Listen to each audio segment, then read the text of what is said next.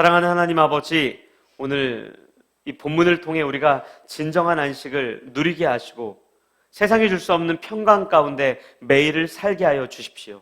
예수 그리스도의 이름으로 기도합니다. 아멘. 오늘 본문 우리 같이 읽었습니다. 1절부터 13절까지의 본문인데 굉장히 반복되는 단어가 하나 있죠. 바로 안식입니다. 안식이란 단어를 이해를 못하는 분은 거의 없을 겁니다. 정확한 사전적인 용어를 이해하지 못한다 할지라도 어느 정도의 의미는 우리가 금방 이해합니다. 그리고 오늘 같이 읽었던 이 본문은 헬라어나 히브리어로 써 있는 것이 아니라 한국어로 써 있어서 이 자리에서 함께 예배를 드리는 분들이나 혹은 가정에서 예배를 드리는 모든 분들이 이해하기 어렵지 않습니다. 그런데 본문이 어렵게 다가옵니다. 이해가 잘 안 됩니다. 왜 그런가 하면 이 안식이라고 하는 단어가 오늘 본문, 짧은 본문이지만 이 본문 안에 8번이 기록되어 있는데 그 8번 모두 동일한 의미로 사용되지 않고 굉장히 중복적인 의미로 사용됐기 때문입니다. 한 가지 제가 예를 여러분들에게 드릴게요. 성경에 이스라엘이라는 단어가 굉장히 많이 나오죠. 근데 그 이스라엘이 늘 동일한 뜻을 나타내진 않습니다. 어떠한 경우에는 구약에 있는 백성을 지칭할 때 이스라엘이라고 하는 단어를 사용해요. 또 어떤 경우에는 하나님께서 택하신 백성 모두를 지칭할 때 이스라엘, 또 어떤 경우에는 국가적인 의미로서 이스라엘, 또 어떤 경우에는 야곱이라고 하는 한 개인의 의미로서 이스라엘을 사용하기 때문에 우리가 읽을 때마다 굉장히 어렵고 힘든 이유가 그래요. 오늘 이 안식도 마찬가지입니다. 8번이 기록되어 있는데 이 8번의 내용이 크게 2가지로 나뉩니다. 먼저는 이런 거예요. 여러분들 그 안식에 이미 들어간 상태입니다. 이 표현이 뭐냐면 이미 우리는 구원 얻은 백성입니다. 주님 다시 오시는 그날에 우리가 눈을 감는 그날에 하나님 품에 안기고 주님 다시 오시는 그날에 영원한 천국의 소망을 우리가 둘 뿐 아니라 이미 그 천국에 입성한 백성이라는 그 표현으로 이미 우리는 안식을 누린 자입니다 라는 표현이 여기 히브리서에 담겨 있어요. 그런데 반면에 또 어떤 내용이 있는가 하면 그 안식을 소유했음에도 불구하고 천국에서 우리가 영원히 누리게 될 그 안식과 굉장히 흡사한 안식을 이 땅에서도 누려야 되는데 그 안식에 못 들어가고 있다면 누리십시오. 이런 표현이 여기 담겨 있는 거예요.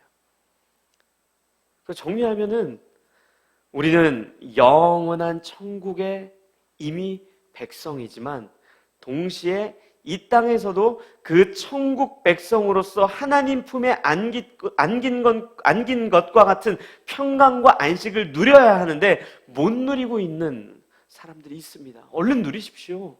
그거야말로 슬픈 이야기입니다. 그거야말로 안타까운 일입니다 라는 의미 2가지를 이 히브리서 3장과 4장에 담고 있기 때문에 우리가 굉장히 이해하기 어려운 거예요. 그래서 여기에서 막 구원에 대한 질문도 생기는 거예요. 나 구원 받았나? 받은 것 같은데 분명 여기서 안식에 들어가길 힘쓰라고 기록되어 있으니까 아직 구원 못 받았나 보다. 아닌데 나 들어간 것 같은데. 아니야. 이런 마음에 요동함이 있는 거예요. 제가 교회를 섬기는 목사로서 자주 받는 질문 중에 하나가 전도에 대한 부분이에요. 저는 하나님께서 태초에 이미 구원할 백성들을 작정하시고 예정하시고 선택했다라고 굳게 믿습니다. 그리고 그 선택은 변함이 없고 취소가 없다라고 저는 믿습니다. 이렇게 늘 가르치고 설교를 하다 보니까 많은 분들이 저에게 질문해요. 그러면 목사님 전도 왜 합니까? 전도할 필요 없지 않습니까? 이미 하나님께서 택하셨다면 내가 전도 안 해도 그 사람 하나님 믿을 거 아닙니까? 반대로 하나님이 택하지 않았다면 내가 아무리 전도 안 들 그 사람이 하나님 믿겠습니까? 이 질문을 해요. 그럼 저는 바로 이렇게 이야기합니다. 전도하기 싫으니까 핑계대지 마십시오. 그러면 굉장히 당황해요. 근데 우리가 왜 전도해야 됩니까? 왜 복음을 전해야 됩니까? 하나님께서 택한 그 백성을 하나님을 알게 하는 자리까지 우리를 그 통로로, 우리를 그 수단으로 삼으시겠다는 거예요. 근데 그것보다 중요한 게 뭔지 아세요? 오늘 우리가 살아가면서 장차 누릴 그 안식이나 평강이 아니라 오늘 우리가 우리의 삶 속에서 누리고 있는 평강과 안식을 하루라도 빨리 그 사람에게 전달하고 싶기 때문에 우리가 빨리 전도하고 복음을 전하는 거예요. 장차 천국에 가는 게 전부라고 한다면 죽기 하루 전에 전도하면 돼요. 우리 모두 다 길거리에서 전도할 필요 없습니다. 지금 당장 전국에 있는 병원으로 터지고 호스피스 병동으로 가서 눈 감기 전에 그들에게 평강의 안식을 전하면 돼요. 그런데 우리가 왜 그렇게 하지 아니하고 이 땅에서 우리 주위에 있는 가족들에게, 친구들에게, 내가 사랑하는 사람들에게 복음을 전하고자 했습니까? 하나님께서 예정하셨음에도 불구하고 장차 우리가 누릴 그 안식과 기쁨과 평강을 오늘 빨리 조금 더 빠르게 누렸으면 좋겠다라고 하는 마음을 담아서 우리가 복음을 전하는 거예요. 그런데 우리에게 그 안식이 정말 있습니까? 더 직접적으로 질문해 볼까요? 정말 이 땅에서 평강을 누리며 사십니까? 정말 세상에 빼앗길 수 없는 그 평강의 삶으로 하루하루 살아가고 계십니까? 어떻게 보면 오늘 본문은 그렇게 살 수 없는 우리를 오늘 유명한 말씀이죠. 12절에 있는 것처럼 정말 어떤 검보다도 예리해서 우리의 혼과 영과 관절과 골수를 찔러 쪼개는 말씀일 수 있어요. 왜 우리가 그 안식을 못 누립니까? 히브리서 기자가 이렇게 이야기해요. 1절과 2절을 우리가 같이 함께 읽겠습니다. 1절과 2절입니다. 같이 읽겠습니다. 시작. 그러므로 우리는 두려워할지니 그의 안식에 들어갈 약속이 남아있을지라도 너희 중에는 혹 이르지 못할 자가 있을까 함이라. 그들과 같이 우리도 복음 전함을 받은 자이나 들은 바 그 말씀이 그들에게 유익하지 못한 것은 듣는 자가 믿음과 결부시키지 아니함이라. 아멘. 무슨 뜻입니까? 우리의 믿음이, 우리의 삶이, 우리의 신앙이 여기에 기록된 말씀과 여기는 결부시키지 아니하다라고 기록되어 있는데 뭐라고 더 쉽게 해석하면 되냐면요, 우리의 믿음과 여기 성경에 기록되어 있는 내용이 완전히 다르다는 의미예요. 연결점이 없다는 거예요. 우리 쉽게 이야기하죠. 하나님 믿습니다. 나 신앙생활합니다. 나 교회 다닙니다. 나 예배 드립니다. 나 크리스천입니다. 나 구원의 소망이 있습니다. 그런데 정말 이 말씀과 같이 우리가 살아가고 있는가는 별개의 문제라고 이야기하는 거예요. 우리 정말 말씀대로 살아갑니까? 우리 정말 이 말씀 때문에 위로를 얻고 평강을 얻고 소망을 얻습니까? 우리 정말 이 말씀대로 살아가면서 주님이 주시는 위로하심을 얻습니까? 3절 이하에는 어떤 내용이 있는 줄 아세요? 히브리서 기자가 창조 때의 기사를 하나 가지고 와요. 아담과 하와를 창조하시고 안식일을 창조했을 그때에 대한 이야기를 해요. 그들도 그 안식을 다 놓쳤대요. 그들이 범죄하는 시점이 언제예요? 하나님께서 천지를 창조하시고 모든 것을 주었을 때, 아담과 하와밖에 없었을 때, 그때 범죄하는 거 아니에요? 그때 시대가 많이 흘러서 변했습니까? 환경이 살기 안 좋아졌습니까? 아니면은 어떤 사람이 아담과 하와가 지켜보니까 저 사람은 참 하나님 백성이 잘 먹고 잘 사는구나 라는 그런 것이 있습니까? 우리가 믿음에 대해서, 우리가 신앙생활을 제대로 못할 때마다 우리가 변명하는 게 뭐예요? 목사님, 세상이 변했잖아요. 시간이 이렇게 많이 흘렀는데 어떻게 말씀이 기준될 수 있어요? 저 사람들도 저렇게 살잖아요. 다 그렇게 살아요. 어떻게 이 말씀대로 살아갑니까? 아담과 하와가 언제 범죄해요? 무엇 때문에 범죄해요? 시대가 변하거나 갖고 있던 것이 없어졌거나 정말로 먹을 것이 없거나 그런 것이 아니라 모든 것이 있음에도 불구하고 하나님의 말씀, 먹지 말라라고 했던 그 말씀을 신뢰하고 순종하지 못했을 때 그때 범죄하고 그때 완전히 평강을 놓쳐버리는 거예요. 아담과 하와가 선악을 알게 하는 그 과실을 먹고 나서 바로 일어나는 현상들이 뭡니까? 두려움이죠. 불안이죠. 수치죠. 부끄러움이죠. 이 히브리서 3장 4장의 배경이 되는 광야에서의 삶 속에 이스라엘 백성들이 만나를 허락받았을 때, 그때 그 만나를 꼽을 쳐가지고 다 썩어버렸을 때, 왜 그들이 하나님의 말씀에 불순종하며 혹시라도 또 굶을지도 모르니까 하루에 하루치만 주머니에 넣으라 그랬는데 더 넣어야 되겠다 그랬을 때 왜 썩은 걸 발견하게 돼요? 왜 그들이 그렇게 행동을 합니까? 하나님께서 내가 너희들 굶기지 않겠다라는 그 이야기를 신뢰하지 못하기 때문이에요. 굉장히 심플하고 굉장히 간단한 내용입니다. 우리가 왜 불안함을 느끼고 두려워하고 살아갑니까? 하나님 말씀 신뢰하지 않기 때문이에요. 세상이 약해져서요? 영향이 있을 수도 있겠죠.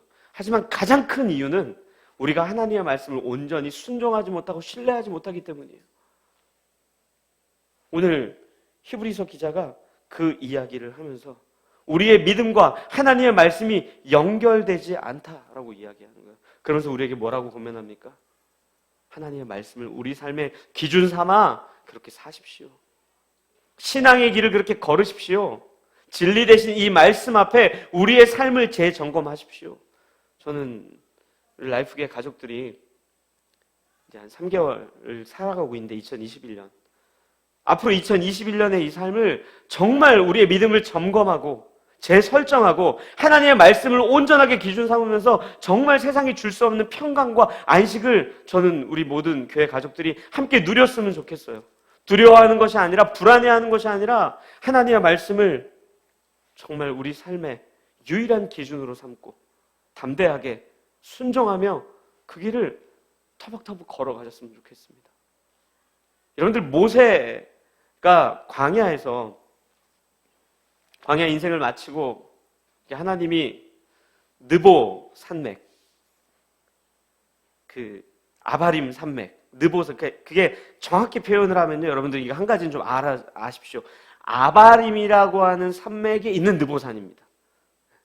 우리가 느보산인지 뭐 아바림산인지 막 헷갈려 하는데 하여튼간 이 아바림 산맥에 있는 느보산인데 그 산에 올라가서 하나님께서 가나안 땅을 쭉 보여주시잖아요. 그러고 나서 지난주에 말씀드렸던 것처럼 넌 여기 이제 못 들어가. 그 이야기를 했을 때 아마 저 같았으면 하나님께 좀 따지려고 고개를 휙 돌리고 그동안의 이야기들을 쭉 하려고 했을 거예요. 근데 여러분도 한번 잠깐 생각을 해보십시오. 모세가 그 이야기를 듣고 하나님을 쳐다보며 본인의 인생을 돌아보며 어떤 생각을 했을까요?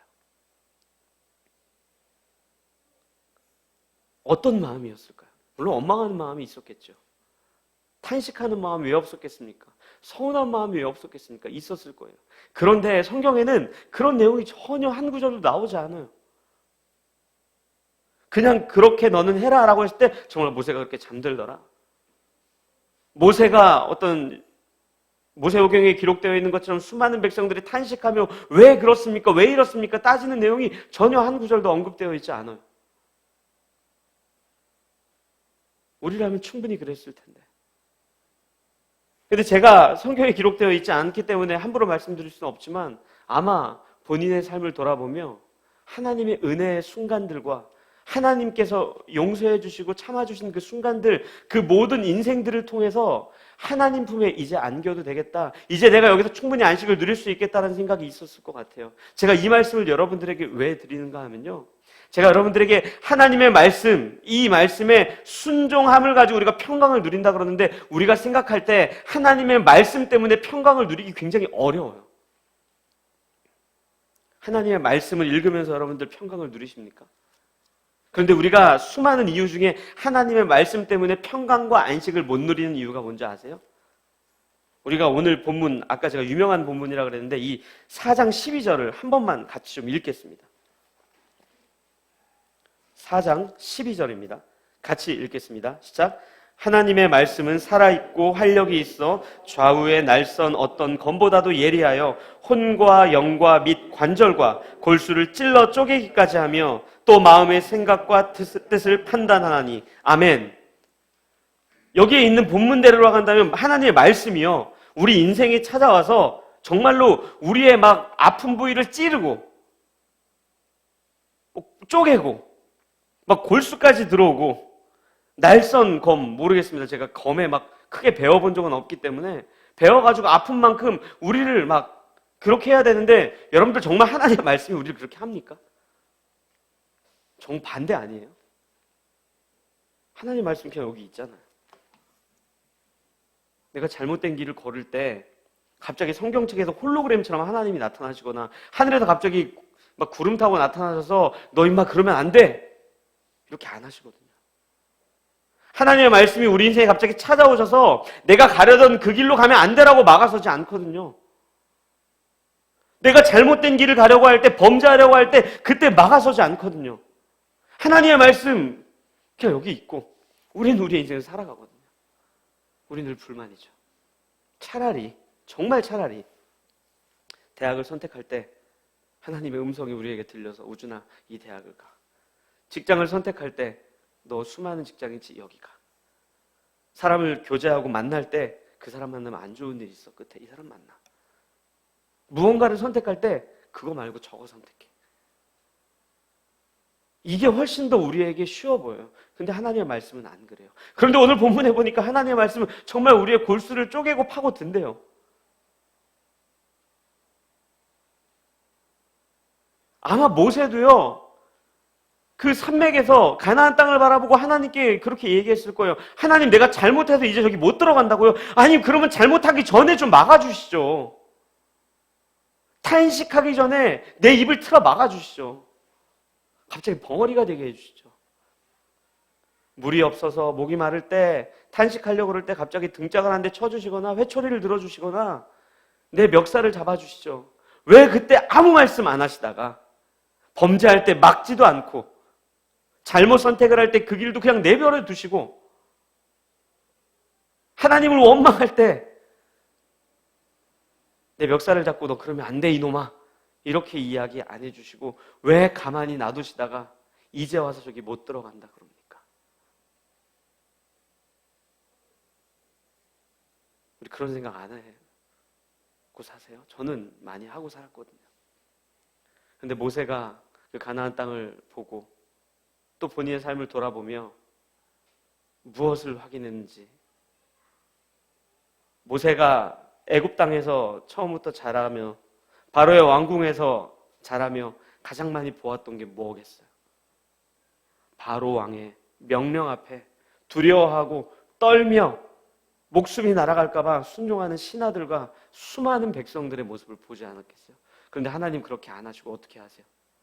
자유를 주시고 기다려주시고 인내해주시고 참아주시고 용서하시고 받아주시고 다시 한번 기회를 주시고 그렇게 그 인생을 끌고 온 그 인격적인 하나님을 만났기 때문에 그 자리에서 하나님께 순종하며 나아갔던 거예요. 우리의 말씀은요, 우리가 이 말씀이 막 우리를 채근하지 않고 우리를 옳은 길로만 하지 않는 것이 하나님께서 침묵하시거나 정말로 하나님이 계시지 않거나 하나님이 우리의 기도 제목을 들어주시지 않거나 하나님이 우리를 사랑하지 않는 것이 아니라 우리를 정말 바로의 왕, 이 애굽의 왕 바로와 같이 강압적으로 하지 않고 우리를 사랑하시기 때문에 인격적으로 대해주신 하나님의 크신 사랑이 여기 담겨 있는 거예요. 하나님 충분히요 우리의 멱살을 붙잡고 이쪽으로 옮길 수 있어요. 머리를 붙잡고 머리채를 붙잡고요 이쪽으로 옮길 수 있다고요. 엉덩이를 때려가면서 회초리를 들어가면서 충분히 하실 수 있어요. 그런데 그렇게 안 하시는 거예요. 왜요? 우리를 사랑하시기 때문에. 우리를 인격으로 대해 주시기 때문에. 이 말씀을 통해서 우리가 스스로 깨닫고 그 길을 갈 수 있도록 하나님께서 우리를 날마다 인도하고 있는 거예요. 저 같은 목사가 여러분들 채근하는 겁니다. 말씀 좀 읽으십시오. 그렇게 하지 마십시오.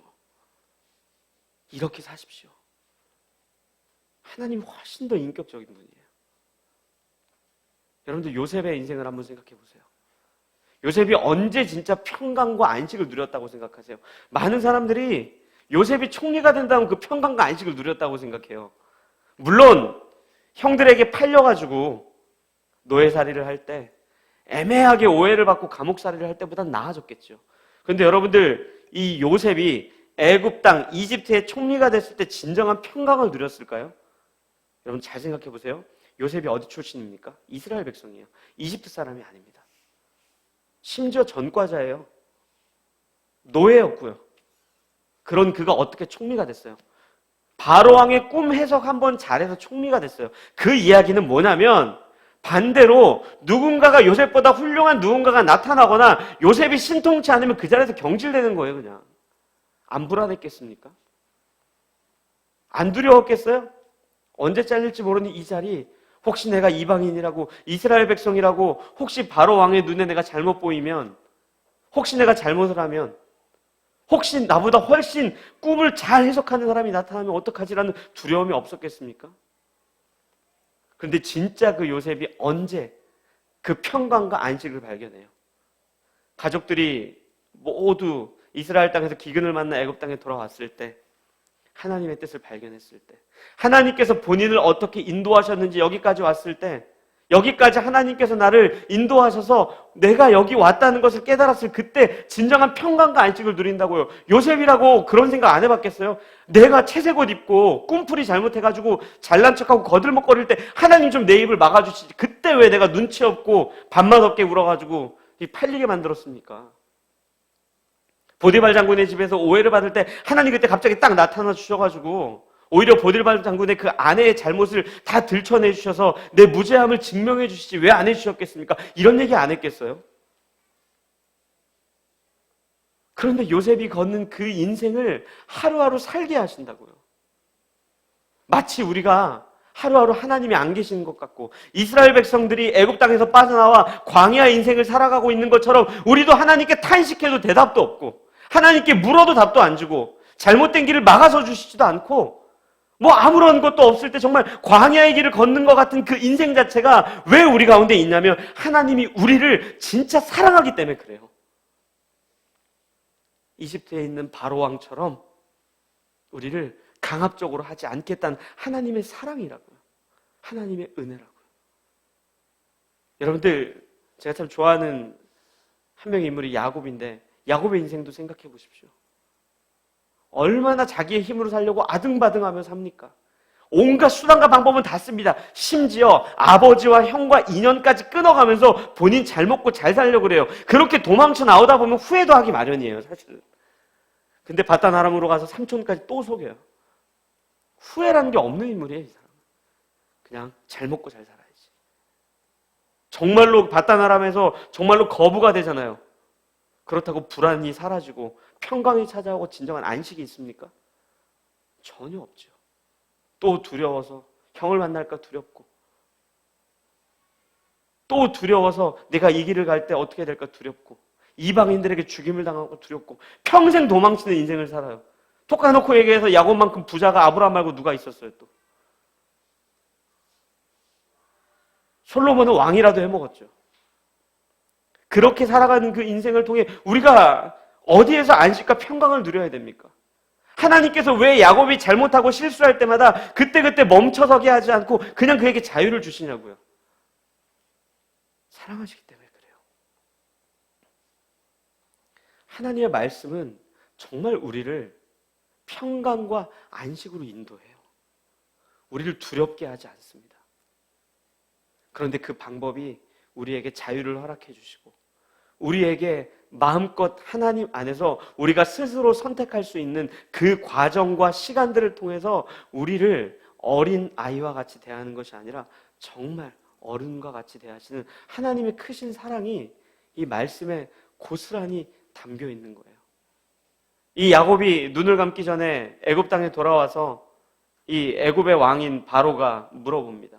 당신 몇 살입니까? 그때 뭐라 그러는 줄 아세요? 저 어립니다. 그러면서 두 가지 고백을 해요. 첫째는 진짜 험악한 인생을 살았습니다. 여러분들 그 험악한이라는 단어에 정말 그 야곱의 인생이 담겨 있는 거예요. 이런 거죠.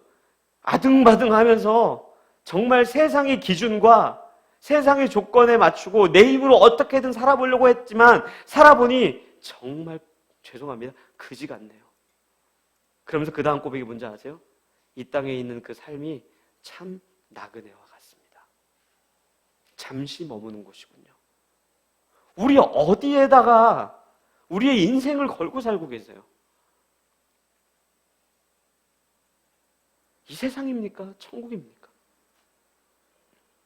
오늘입니까? 영원입니까? 그래도 뭐는요? 죄송한 표현이지만 우리의 궤변이에요.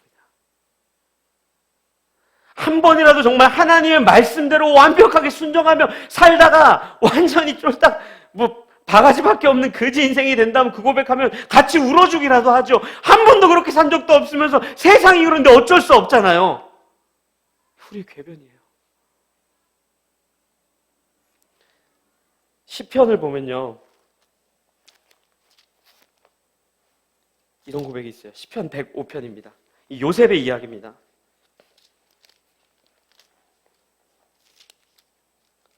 시편 105편 16절부터 제가 읽어드리겠습니다.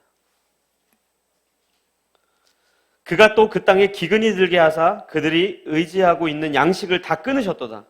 그가 한 사람을 앞서 보내셨으며 요셉이 종으로 팔렸도다. 그의 발은 착고를 차고 그의 몸은 쇠사슬에 매었으니 곧 여호와의 말씀이 응할 때까지라. 그의 말씀이 그를 단련하였도다. 아멘. 한 번이라도 하나님의 말씀이 요셉에게 임한 게 본문에 있습니까? 성경에 없어요. 잘난 척할 때 하나님 안 막으세요. 꿈풀이 할 때 하나님 개입하지 않으세요. 보디발 장군의 집에서 하나님이 어떤 가르침을 주지 않으세요. 그런데 살아보고 나니 정말 하나님의 말씀이 그를 어떻게 단련시켰는지를 시편 기자가 고백하고 있어요. 우리 인생 속에 하나님의 음성이 안 들릴 수 있어요.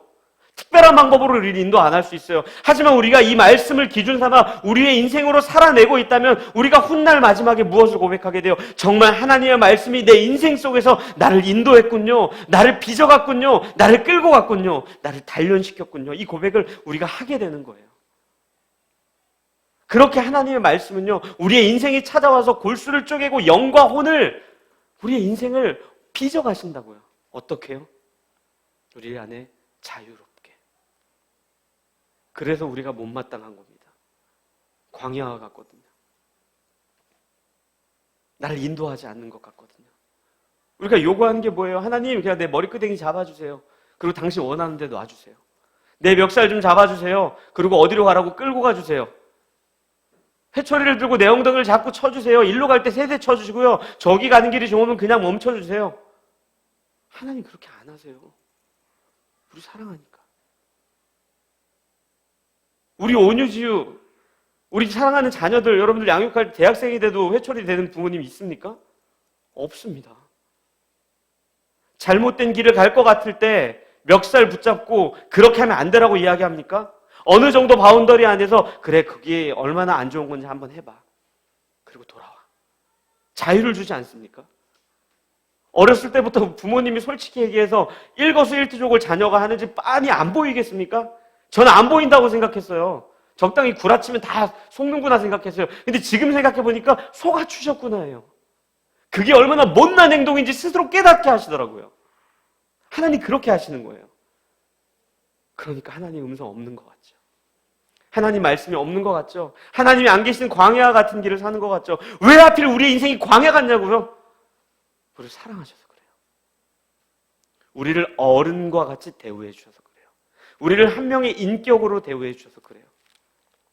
그게 우리 인생의 말씀으로 우리를 빚어가시는 하나님의 방법입니다.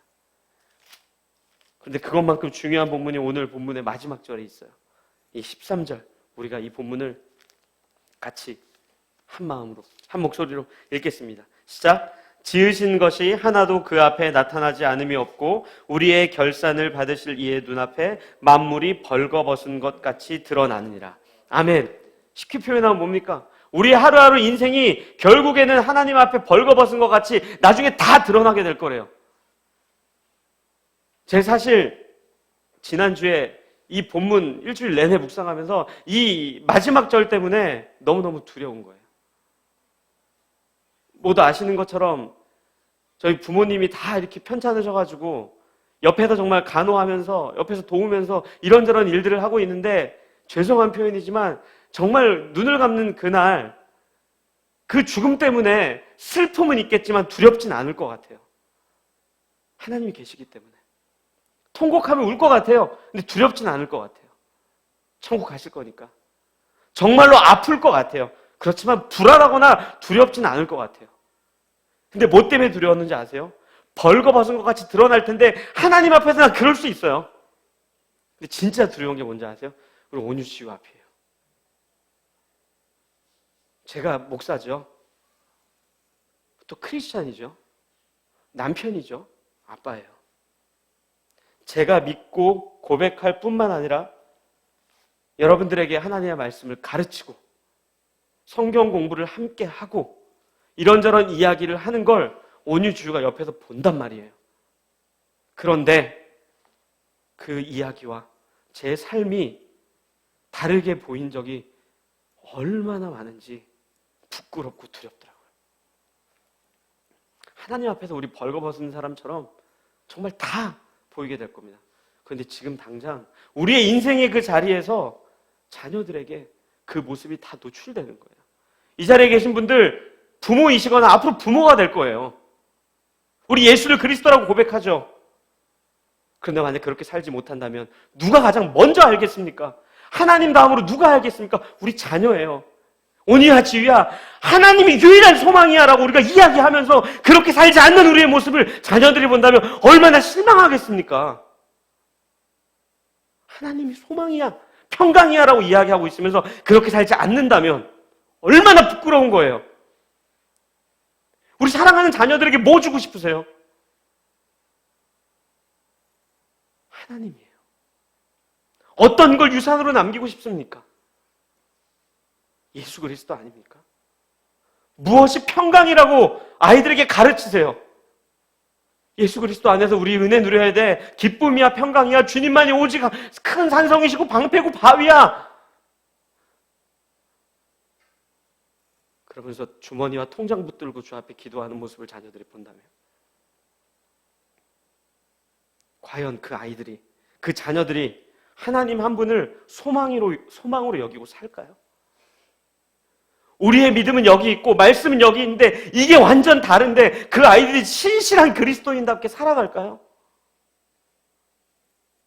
우리의 가족이 나를 보고 진정한 평강과 안식을 확인하면서 나도 예수 그렇게 신뢰하고 믿고 싶어라고 그 예수를 따라갈까요? 정말 오늘 이 말씀이요, 저부터 정말 관절부터 영혼부터 모든 것을 찔러 쪼갰으면 좋겠어요. 날카로운 검이 되어서 내 마음을 후벼 파서 내가 그렇게 안 살려고 노력하는, 그렇게 정말로 살아내는 크리스찬 됐으면 좋겠어요. 저는. 사랑하는 라이프의 가족 여러분, 자녀들에게 그 믿음의 본을 보이십시오. 자녀들은 압니다. 벌거벗은 것 같이 다 드러납니다. 우리의 신앙이 어디에 있는지, 우리의 신앙의 믿음이 어디 있는지, 우리의 신앙의 목적과 이유, 근거가 어디 있는지 사랑하는 가족들이 가장 잘 알 거예요. 우리 이 시간 그렇게 같이 기도했으면 좋겠어요.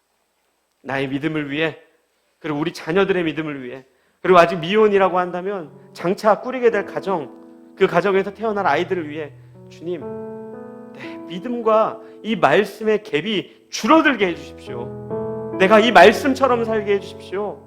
이 말씀으로 우리를 인도하는 그 하나님의 방법이 정말로 인격적이고 우리를 거룩한 백성으로 빚는다는 그 사실 내가 고백하며 정말 겉과 속이 다른 크리스천이 아니라 정말 말씀대로 살아가려고 애쓰고 부단히 노력하는 그런 성도 되게 해주십시오. 그리고 우리 자녀들도 그런 자녀들 되게 해주십시오. 이 마음을 가지고 함께 기도하도록 하겠습니다. 기도하시겠습니다. 사랑하는 하나님 아버지,